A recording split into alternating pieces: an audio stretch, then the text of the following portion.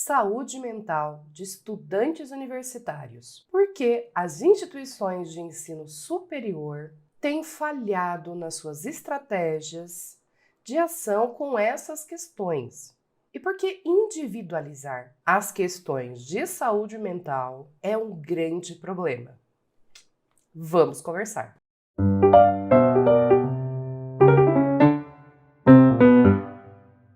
Olá, queridos! Lorraine Ganho aqui, professora, psicóloga e psicanalista. Pois é, voltei para esse YouTube depois de alguns meses, enfim, ausente. Não sei se eu voltei completamente, não sei o que dirá, mas vamos ao assunto do dia. Vamos lá. Saúde mental dos estudantes. O que eu não vou dizer nesse vídeo. Como organizar os seus estudos? Não vou dizer. Como manter hábitos saudáveis? Também não vou dizer. Como gerenciar o seu estresse? Não. Como ter autocuidado diante do seu percurso universitário? Também não. Não vou falar nada disso. Porque justamente é esse o problema. Essas estratégias de colocar um indivíduo, no caso aqui, os estudantes, como os únicos responsáveis pela própria saúde mental e desempenho, como se eles pudessem atingir um nível adequado de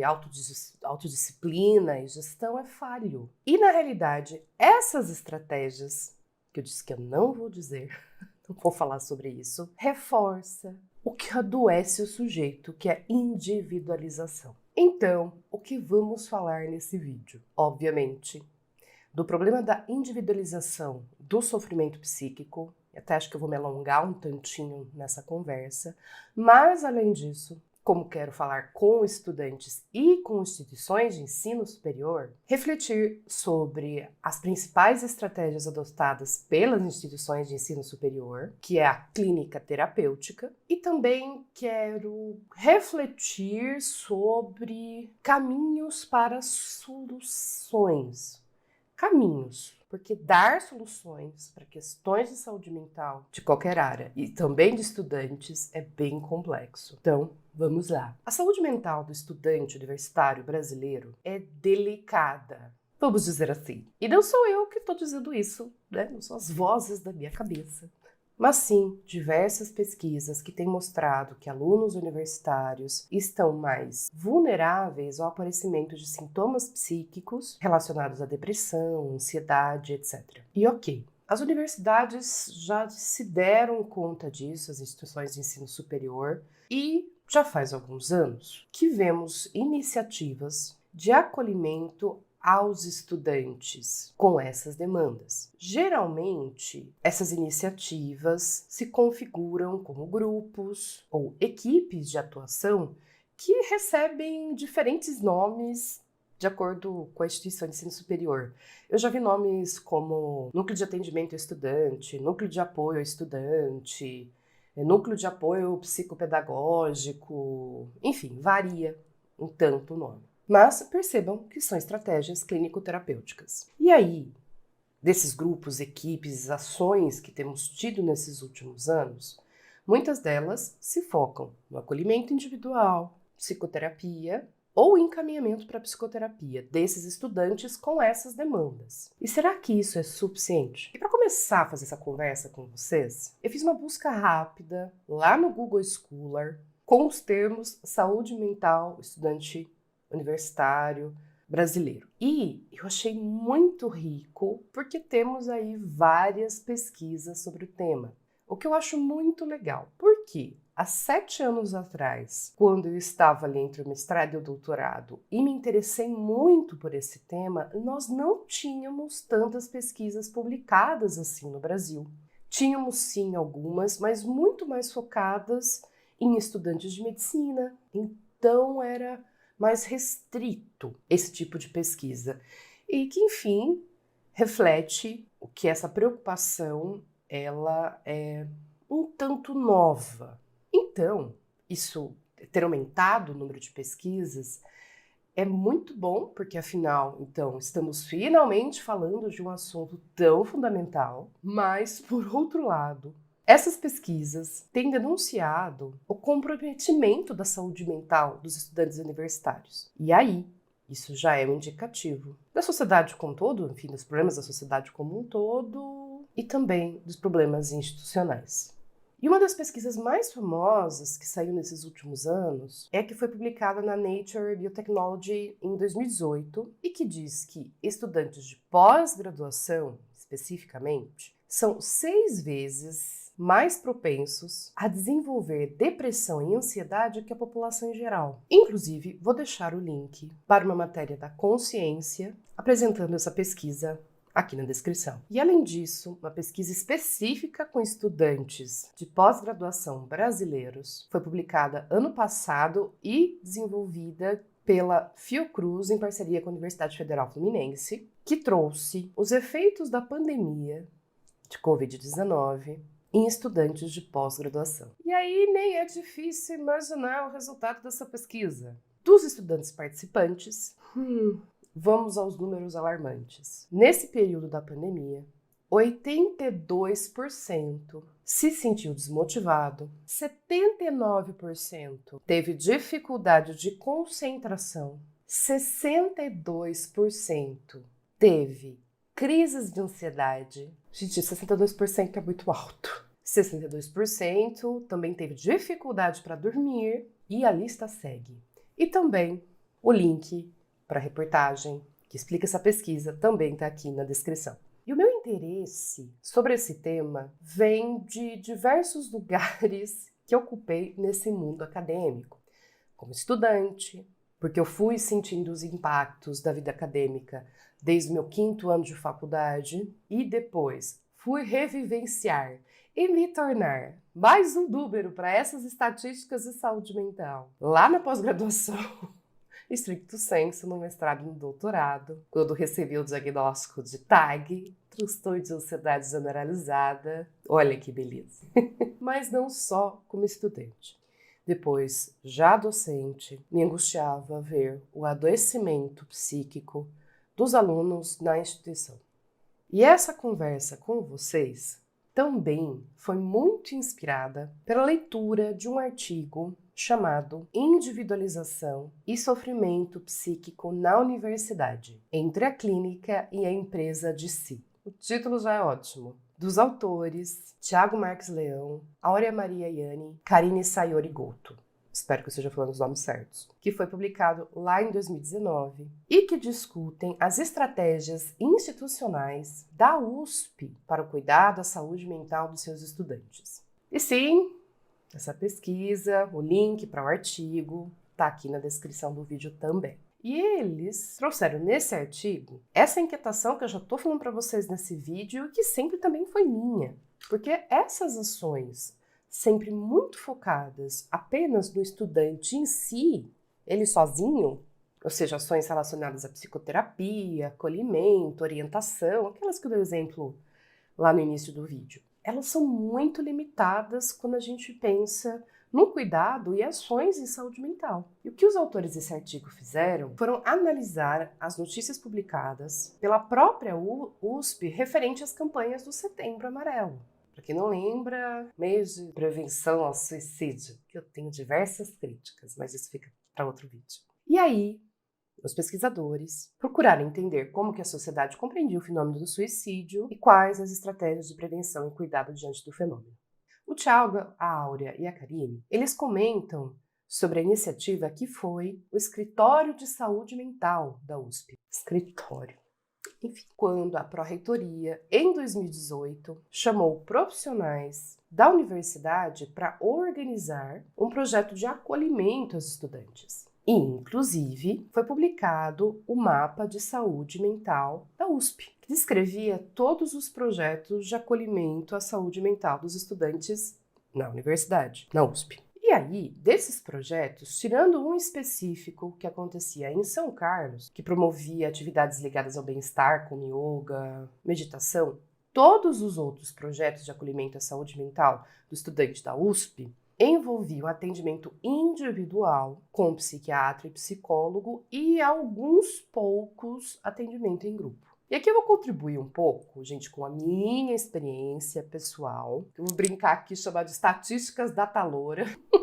Porque eu sei que há vários desses projetos em muitas instituições de ensino superior que eu conheço.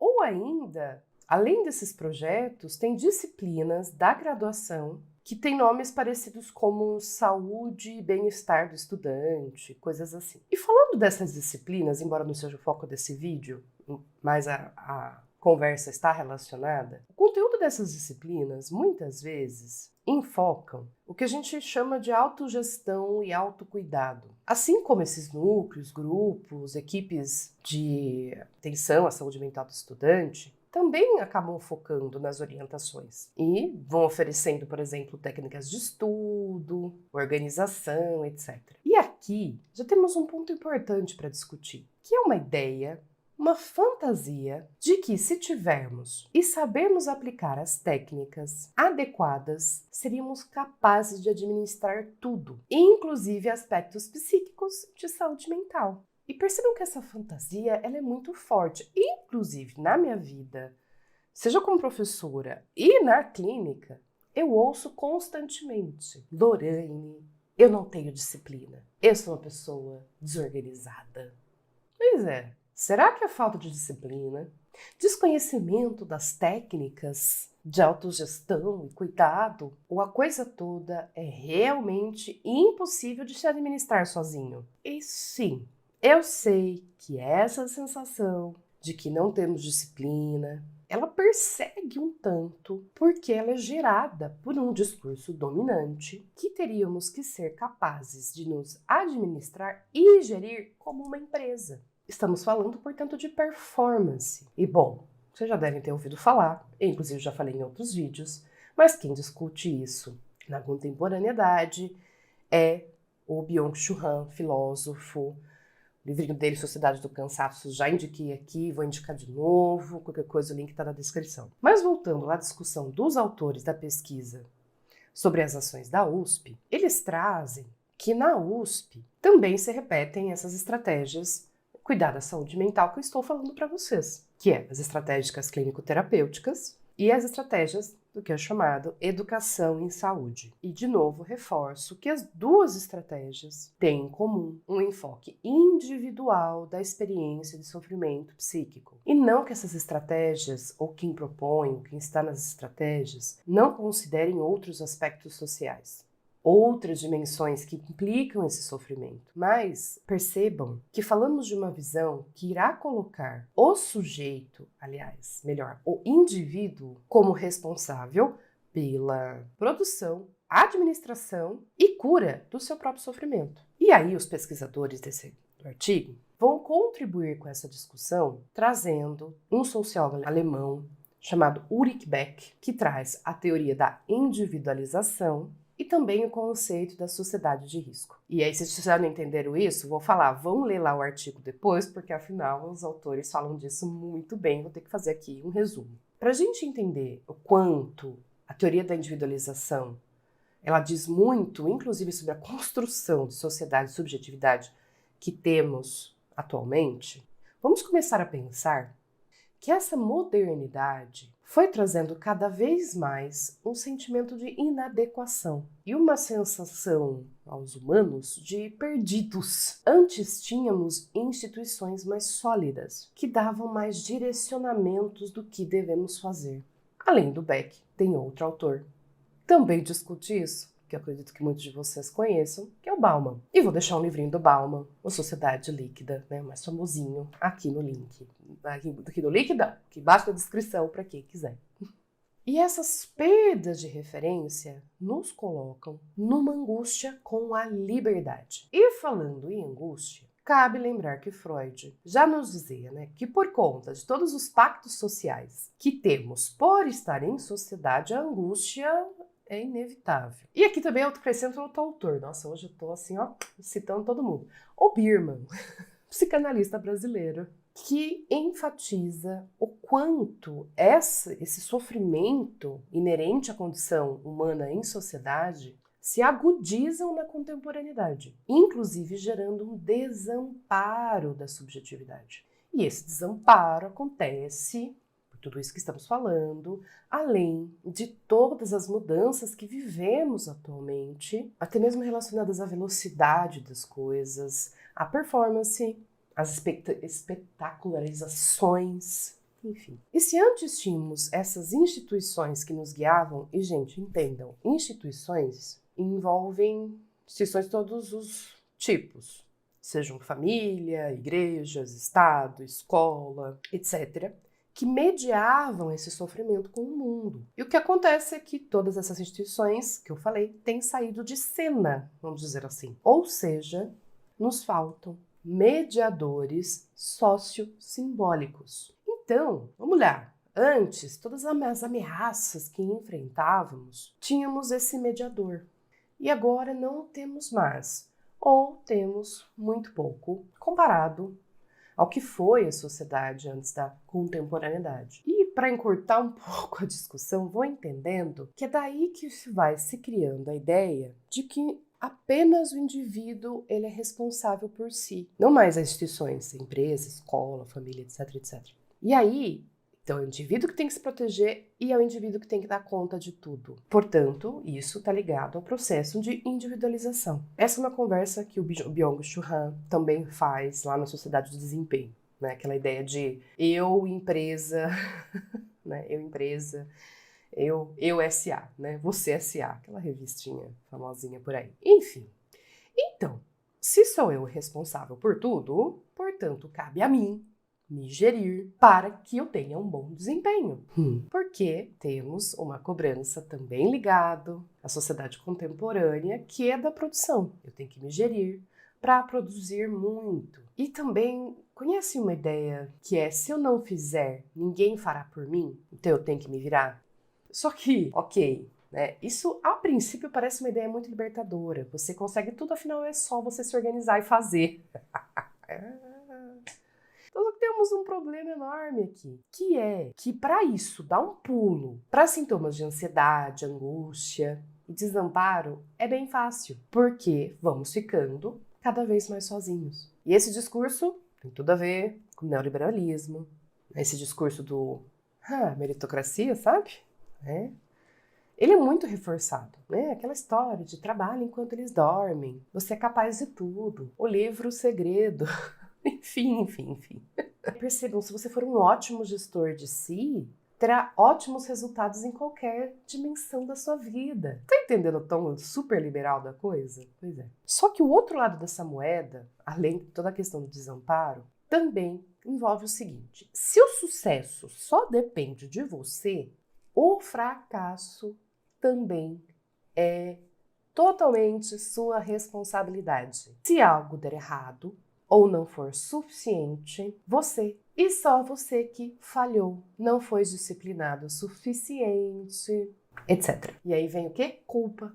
E percebam que não é uma culpa por ter falhado com alguma instituição, mas com você mesmo. E aí nessa angústia de dar conta de tudo por si mesmo, inclusive até se sentir culpado por estar mal, os sujeitos vão ficando cada vez mais em si mesmados. E como discutem os autores desse artigo, estou falando aqui para vocês nesse vídeo, baseados no Beck, trocadilhos, enfim, gente, pula esse pedaço.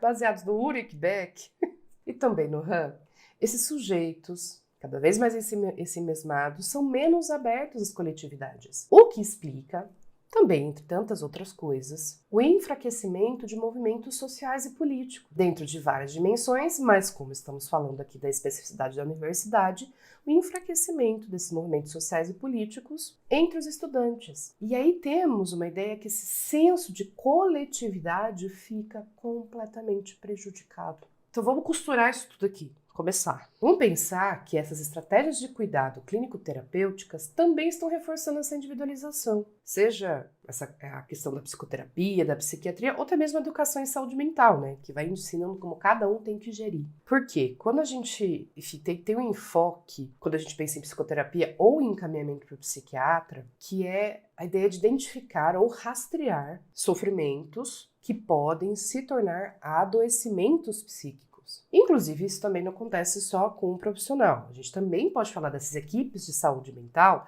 que vão trabalhar nessa perspectiva. Um exemplo que vocês têm, né, que temos aí é o Setembro Amarelo. Trabalha na mesma linha de prevenção, né? Ou seja, né, tem uma ideia de identificar algo que pode se tornar um adoecimento, enfim. Então, entendo, essas ações, identificações e rastreamento, elas são importantíssimas, se feitas também da maneira correta. Porém, a questão é que encaminhamento que estamos dando a essas questões que são identificadas. Por quê? Né?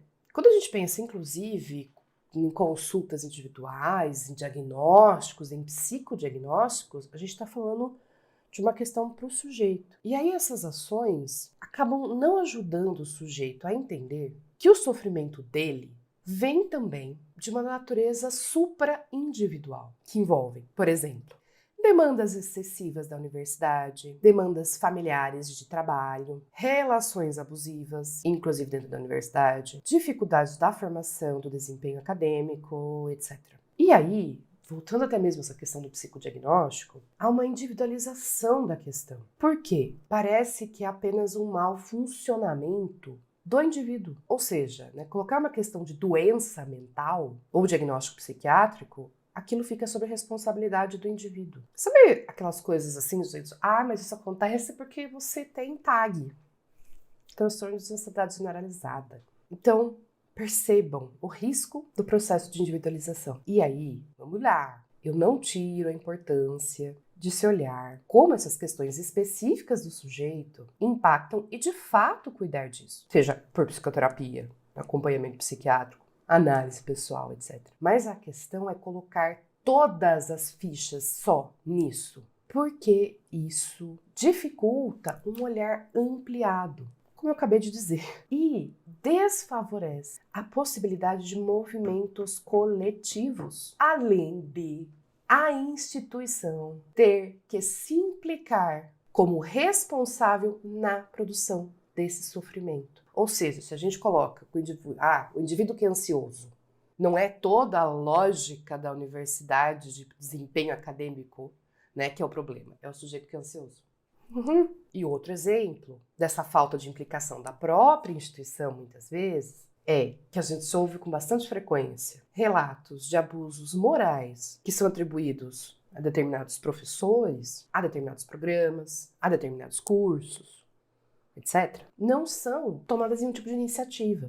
E aí a gente ouve também discursos assim: essa nova geração de alunos são todas problemáticas, não sabem lidar com pressão. Esse aluno reclama de tudo. Percebam, né? Jogou em quem de novo? No indivíduo. Tá, então, se as estratégias clínico-terapêuticas elas são limitadas, assim como educação em saúde, essas disciplinas de educação em saúde, enfim, o que a gente faz? Eu reforço que é importante, sim, essas ações clínico-terapêuticas, porque é fundamental termos espaços de acolhimento, de escuta, e que essas questões de sofrimento psíquico possam ser faladas e enunciadas. Então, são ações que precisam continuar, mas percebam que só elas é muito pouco, acaba sendo um tanto superficial. Um dos pontos para se discutir, para além das estratégias clínico-terapêuticas, é a formação de educadores, dos profissionais das instituições de ensino superior. Pode haver treinamentos para identificar sofrimentos e acolher, mas, de novo, cuidado, porque acolher não é só ouvir, é dar destino a essas questões. E se a gente pensar, então, nas ações desses núcleos, dessas equipes de saúde mental do estudante, será que eles têm que oferecer só atendimento psicológico, psiquiátrico, etc., individual? Ou esse núcleo, a partir de todas as queixas e escutas que realizam, não podem ter um papel fundamental na articulação com gestores, reitorias, enfim, outras ações na própria instituição para que, de fato, hajam algumas mudanças que causem impactos positivos na saúde mental dos estudantes. E outro ponto para a gente pensar em saúde mental dos estudantes nas instituições de ensino superior é como que está o estímulo à coletividade? Como que essas instituições de ensino superior têm desenvolvido grupalidades, permitido essas trocas entre pares, entre os alunos? Porque, afinal, é esse grupo, também essa identidade compartilhada, que é fundamental para a sustentação de um sujeito dentro de uma instituição. E isso também implica em pensar as representações coletivas e políticas de estudantes. Nas públicas, isso ainda tem bem mais articulações do que nas instituições de ensino superior privadas. E sim, muitas instituições de ensino superior privadas, públicas também, né, não têm interesse em fomentar esses grupos e movimentos estudantis, porque daí teriam que sustentar questionamentos e dialéticas que acontecem por conta dos movimentos de grupos de estudantes. Percebam que estamos falando também de um resgate do protagonismo dos estudantes no próprio processo. E protagonismo, não distorçam a coisa para protagonismo de um sujeitinho, né, um indivíduozinho.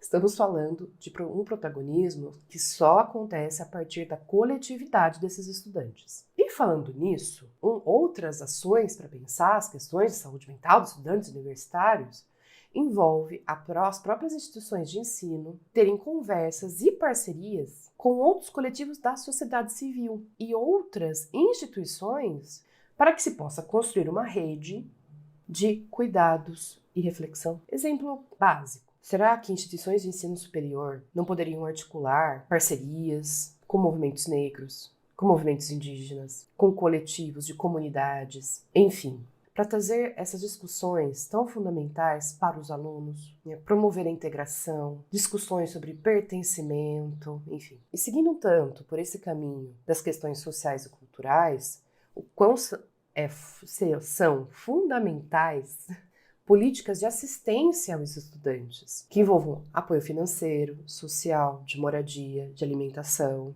enfim. Afinal, não tem como você falar de saúde mental sem falar de todas essas outras dimensões. E aí, eu falei da formação, um pouquinho antes ali, dos profissionais, né, de professores das instituições de ensino superior, e tem um ponto que é também não só formá-los, como também se preocupar com a saúde mental desses profissionais que compõem a instituição. Porque professores adoecem muito dentro da lógica. Gente, percebam que é uma cadeia, né? A coisa vai descendo, enfim, tá todo mundo lascado dentro dessas lógicas perversas que estão submetidos dentro das instituições de ensino superior, muitas vezes. E isso dentro das instituições de ensino privadas, tenho visto vários agravantes para a saúde mental dos seus professores. Por exemplo, vejo que muitas vezes crescem em muito número de alunos, mas pouco se investe em número de profissionais, número de professores, o que implica, obviamente, sobrecarga do trabalho. E além de se investir em profissionais, número de profissionais, na qualidade desses profissionais também. E vocês estão percebendo que estamos falando, quando pensamos essas reflexões para soluções, de mudanças estruturais na instituição. Porque, afinal, para a melhora da saúde mental dos estudantes, dado que as pesquisas estão cansadas de indicar das problemáticas, nós precisamos falar de uma mudança na sociedade e na universidade. E isso implica pensar que são reformulações a longo prazo e que implicam também muito investimento e uma continuidade de ações. Por quê? Que eu já vi acontecendo, inclusive. Quando tem casos de suicídio de aluno, vem todo um desespero para se conversa, ação ali, mas a coisa fica super resumida, fica super ali. Né? Vamos pensar prevenção ao suicídio. Isso tudo que eu falei é para pensar também em prevenção ao suicídio. Então não adianta termos essas ações individualizantes e focais apenas. São anos para uma reestruturação e implicação constante, entendeu? Então, lembre-se, estamos falando de cuidados complexos para um problema complexo. Isso porque eu pensei que esse vídeo ia ser introdutório. Ele é introdutório, mas eu me alonguei um tanto. E aí, para finalizar, eu queria ler um trecho do artigo do Thiago Daurea e da Karine. Vou ler aqui, que eu acho que diz aí do resumo do que eu estou tentando dizer nesse vídeo para vocês. As tensões, contradições, impasses, eventuais omissões ou abusos que compõem o ambiente universitário demandam participação política e articulação coletiva dos estudantes. Desconhecer isto significa sobrecarregar o estudante com essas demandas, reafirmando-as como responsabilidade individual, ou aliená-lo de seu protagonismo, enquanto se retomam respostas individuais para questões coletivas, institucionais, políticas ou sociais. Então, queridos, espero que eu tenha contribuído um pouquinho para você, estudante ou profissional de instituição de ensino superior, para pensar o próprio ambiente universitário e, quem sabe, plantar uma sementinha psíquica para essas mudanças que precisam sair dessa lógica individualista de cuidado para uma lógica coletiva de cuidado. Enfim, se você gosta de discussões sobre psicanálise e saúde mental, se inscreve no canal, que é disso que eu falo por aqui. E falando em individualismos, tem esse vídeo aqui que falo das problemáticas de ficar se distribuindo diagnósticos psiquiátricos na internet, que assim como saúde mental dos estudantes é um assunto bem contemporâneo. Então é isso, beijos, se cuidem e até mais. Tchau!